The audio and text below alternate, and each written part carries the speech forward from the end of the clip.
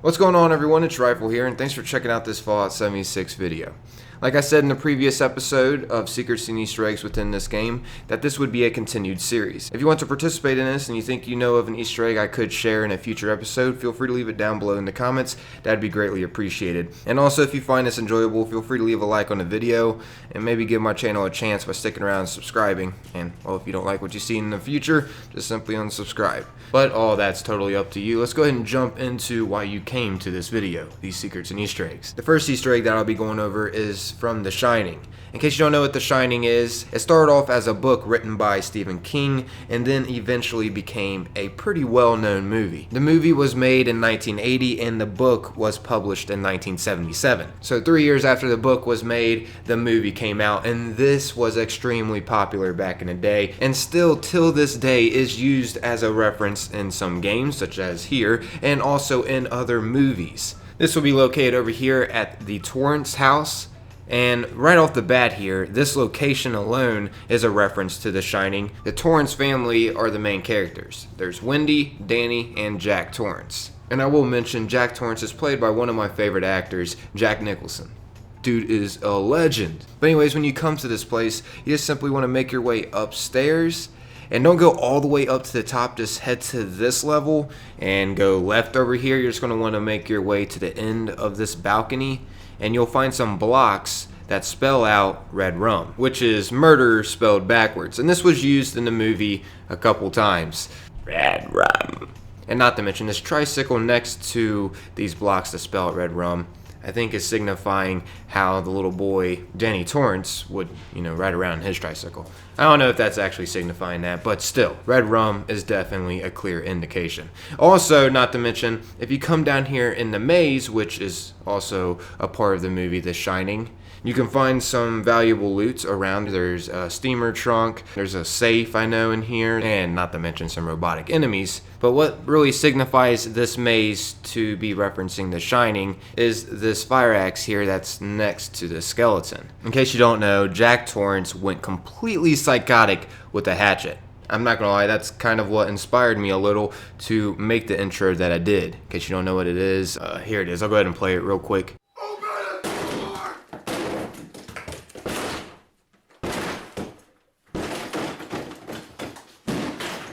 What's a pop up in YouTube? Rifle Gaming here! Some of you may remember this or have seen this before. Yeah, this intro was actually inspired a little bit from The Shining. He went completely psychotic with this hatchet. And I don't know why, I just thought it was kind of funny at the same time. It was kind of freaky. But still, for the most part, it was iconic and I remembered it. And I was like, hey, you know what? Why not I do that for a freaking intro? Anyways, there's a part where Jack Torrance chases Wendy and Danny Torrance through the maze. And that's kind of what this maze here is signifying. You can find a skeleton, and next to the skeleton will be a fire axe, which is signifying Jack Torrance. And also there is a skeleton here that might be signifying Wendy Torrance. I don't really know. But there is a safe next to this woman skeleton. And also if you come to the very top of this building as well, you can find two skeletons, getting it on, and blocks spell out hubba hubba. I thought this was pretty funny. Just thought I'd add it. It isn't really a reference as far as I know anyways. This may be a reference to something, I don't really know. Okay, so next up here I have you a Alice in Wonderland reference. If you come over here toward Anchored Farm and head up the hill, you will notice that you can find a table randomly back here in the woods, and it looks as if it's some sort of party with the balloons going on and what's on the table. And not to mention all the different chairs surrounding it. This is actually indicating the tea party that happens within Alice in Wonderland. As you can see, here are a few pictures, which, to give a little bit of background on Alice in Wonderland in case you don't know much about it, it was written in 1865 by English author Charles Lutwidge Dodgson, also known as Lewis Carroll. As you can see, here's what the dude looked like. And yeah, ever since he's written this book, it's just chain reacted further and further in the future. From 1865, I mean, the first movie that was ever released for Alice in Wonderland, as you can see here, in 1903 as a British silent film. It's crazy how much this has progressed into the future and becoming what it is today. I mean, what? Alice Through the Looking Glass released in 2016? That shows that it's still progressing since 1865. But yeah, I think I am speaking too much of this Easter egg. Let's go on to the next one. This next one, I got you guys a Willy Wonka and the Chocolate Factory reference. You can find Willie. It seems like it's a random event when you end up finding him, but his body will appear on the street. My buddy encountered him over in this general area on the street, but it seems once again that he will spawn in other random locations. But anyways, when you go to loot Willie, he will have a golden holotape on him, which, you know, Willie having the golden holotape is a clear reference to Willy Wonka and the Chocolate Factory, because they had to get a golden ticket out of the candy bar to go to Willy Wonka's Chocolate Factory. So yeah, that's the reference. But anyways, let's go ahead and play this golden holotape now. Greetings to you, the lucky finder of this golden holotape. That fresh golden glaze comes courtesy of the delicious box of Blamco mac and cheese you just opened. I'm Dick Shale. You may recognize me from contests like the Pulowski Preservation Shelter Squat and the Red Rocket Gasathon. If you're hearing this, it means you won a free Extreme Adventure Tour upgrade at the world-famous Uncanny Caverns. Base ticket price not included.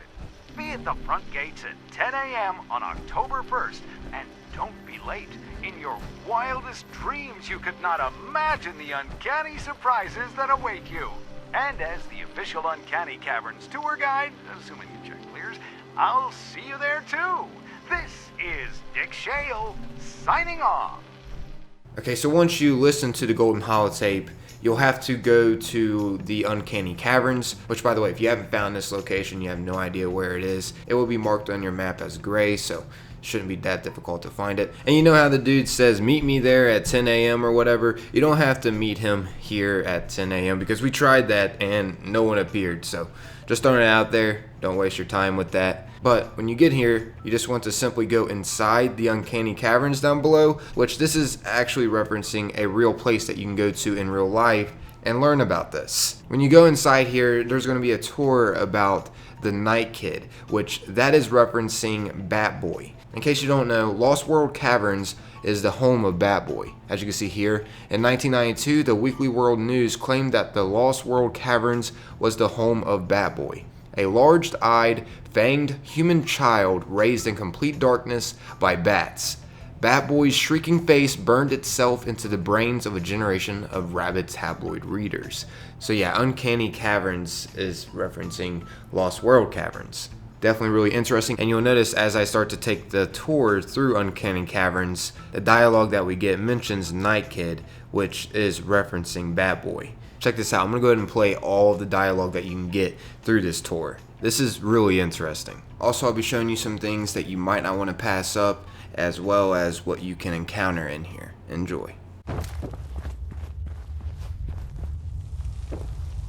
Greetings, adventurers. I'm Dick Shale. You may remember me from automated tours at locations such as the Fancy Lads Factory and Prickett's Fort. Your journey begins in the Winding Gateway. As you descend the staircase, you travel back to an ancient land, millions of years old and perfectly preserved in time. Time travel sure works up an appetite, so guests with an upgraded tour plan can grab a complimentary box of Dandy Boy apples. Yes, Dandy Boy apples. So good, they never go bad. After our photographer captures the memory of a lifetime, head down the wooden path to learn the fascinating and mysterious history of the world-famous Uncanny Caverns.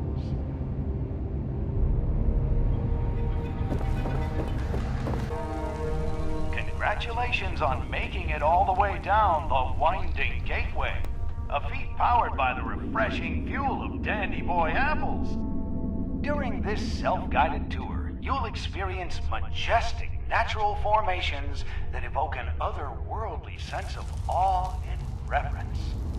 You'll also hear tales of the dark and mysterious Night Kid who leapt from the depths of these caverns into the imaginations of millions worldwide.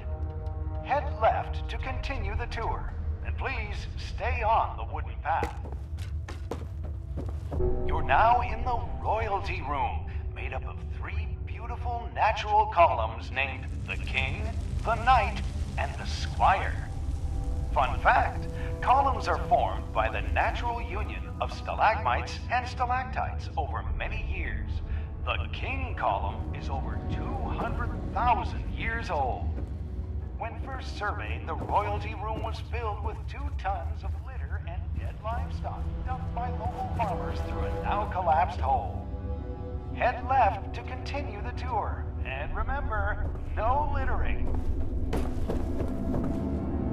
Before you is the entrance to the Night Kid room, where the mysterious half-man, half-bat was first discovered. Night Kid was found in complete darkness and surrounded by bats. He was 2 feet tall, weighed 19 pounds, and had been feeding on moths to survive. You can explore this part of Appalachian history and more at a reasonable price as part of our Wild Cave Tour, sold separately. Head right to continue the tour. Please let members of premium guided tours pass before proceeding.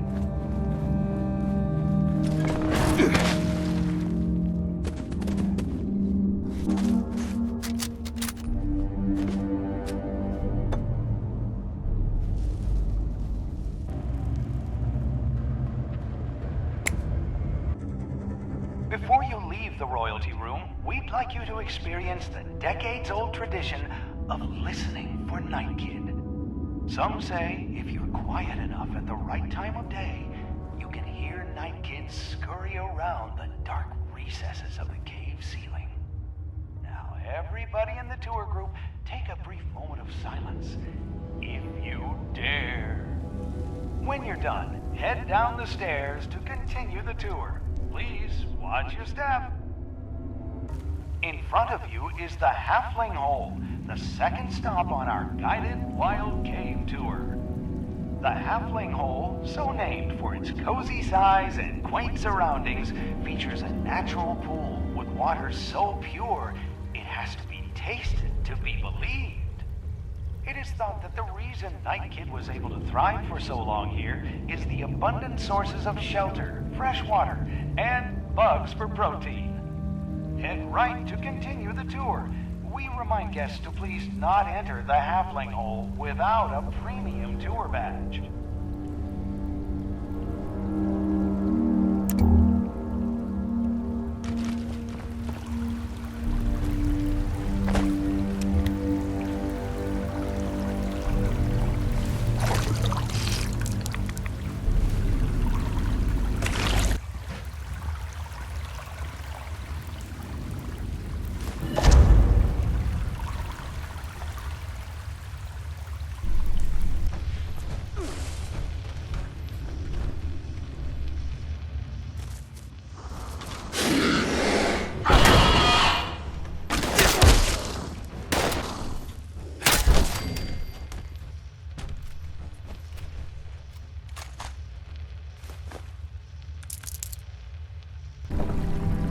The next stop in our tour is the impressive Poseidon's Passage, so named after the ancient Greek god of the sea, earthquakes, storms, and horses. The impressive stalactite and stalagmite to your left, known as the Trident, will one day come together to form a massive natural column. The natural cave water here is filtered through the cavern rock over centuries and is pure enough to bathe a newborn child in. Cross the bridge to continue the tour. For legal reasons, we encourage guests to stay on the trail and away from the water.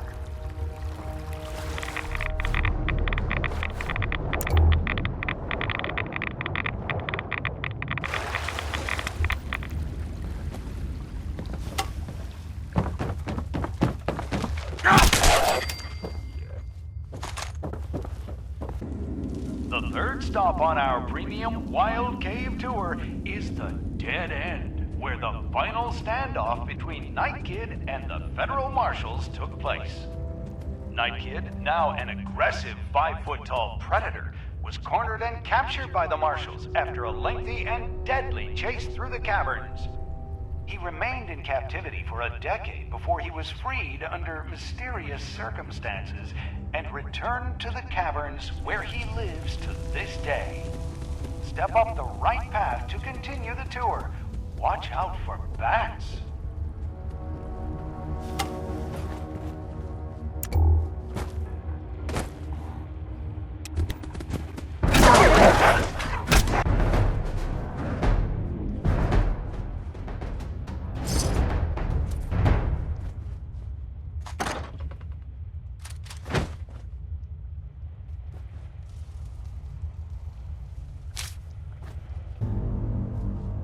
Now we arrive at the infamous Devil's Offering, a tight, dangerous connection through the middle of the cavern to the royalty room. It is said that only those who offered a toll to the devil could get through this tight passage unscathed. Travel through Devil's Offering is only available by purchasing the Extreme Adventure Tour upgrade. Inquire at the gift shop to learn more. Head left to reach the final stop of the tour.